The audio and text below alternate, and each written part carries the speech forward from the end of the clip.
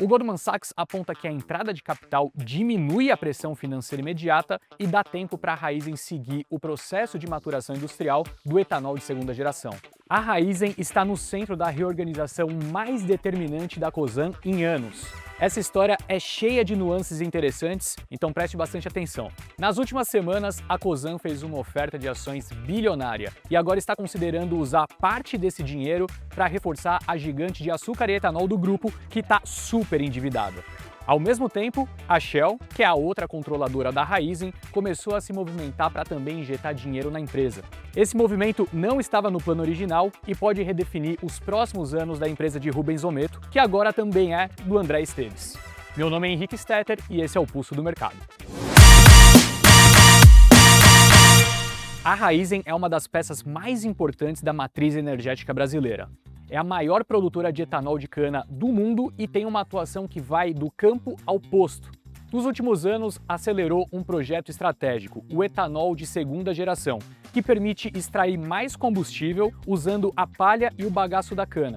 É a mesma área plantada, a mesma usina, só que agora produzindo mais energia por hectare, sem avançar território ou aumentar o desmatamento. Isso significa aumento de eficiência com caráter ambiental muito bem visto mundo afora. Mas o plano não funcionou do jeito que a Raízen esperava. O mercado não comprou a ideia, já que os investimentos no etanol de segunda geração aconteceram a custos altos num ciclo de juros pesados. Como resultado dessa história, a Raízen tem hoje uma dívida de 50 bilhões de reais, que claro, pesa demais. O custo de carregar essa dívida, o ritmo de refinanciamento e a sensibilidade ao humor do mercado começaram a pesar. Isso ficou evidente em outubro, quando os títulos de dívida que a Raízen vendeu no exterior caíram quase 20% em poucos dias. Isso significa que quem comprou esses títulos passou a considerar que o risco de não receber o dinheiro emprestado estava aumentando. Aí você tenta passar o título para frente. Outros credores tentam fazer a mesma coisa, até que o preço cai. É o que os profissionais do mercado estão chamando de reprecificação do risco corporativo no Brasil. Foi o mercado sinalizando que a estrutura de capital da Raízen precisava de reforço. É nesse contexto que o acontecimento das últimas semanas ganha peso.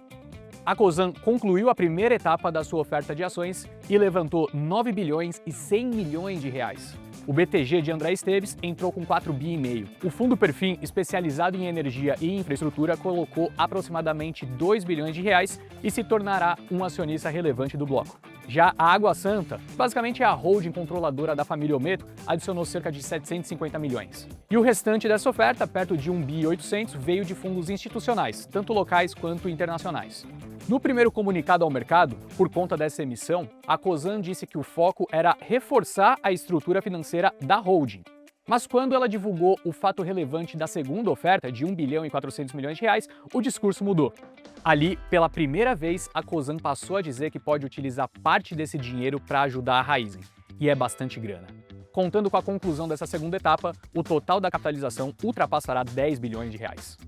Além do alívio financeiro, tem uma mudança relevante na arquitetura de poder. Com essa primeira etapa da oferta, o BTG passa a ser o maior acionista individual da Cosan, com algo perto de 23% do capital. A Água Santa ficou logo atrás, com pouco mais de 21%. Já a Perfin, que também tem o BTG como sócio, fica com cerca de 10%. Por fim, o Free Float, que é a fatia das ações que circula livremente na bolsa, sobe para algo próximo de 45%. Porém, por meio do acordo de acionistas, Ometo ficará com 50,01% das ações vinculadas ao bloco de controle, ou seja, permanecendo na condição de controlador do grupo. Mas André Esteves vira o maior sócio da mesa. Na prática, isso significa duas coisas. A Cosan ganha um parceiro que não entra para vender em 2 anos e o BTG expande sua presença na economia real para além do setor financeiro. Isso importa, porque os ativos da Cosan são estratégicos para o Brasil.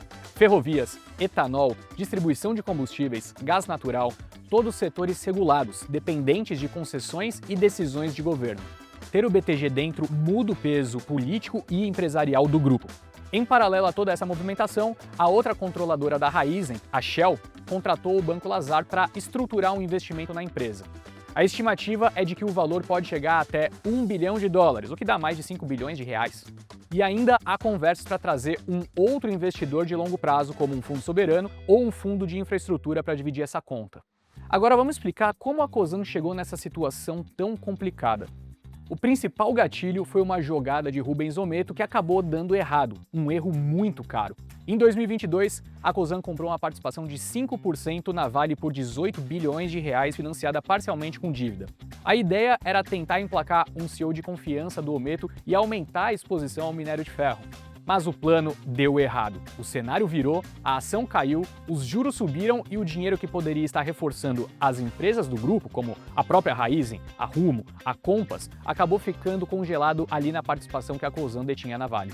Em janeiro desse ano, a Cosan então vendeu a maior parte dessa posição e levantou cerca de 9 bilhões de reais. A operação, porém, deixou cicatrizes. Em 2024, a dívida líquida da Cosan disparou quase 60%.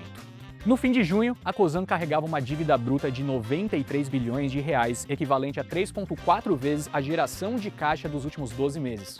O que está acontecendo agora é uma retomada de prioridades dentro do grupo.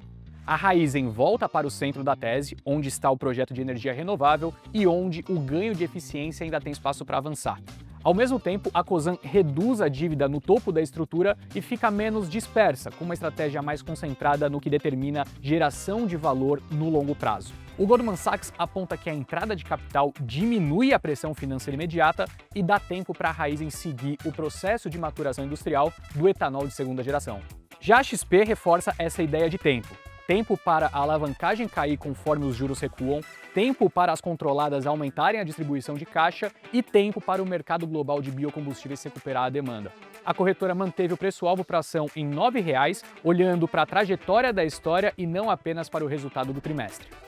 A Cosan cresceu muito e carregou investimentos grandes e frustrados enquanto o custo do capital subia. Isso pressionou a estrutura financeira do grupo. É um processo que deve demorar, mas pelo menos agora está mais claro qual é o plano do grupo para o futuro.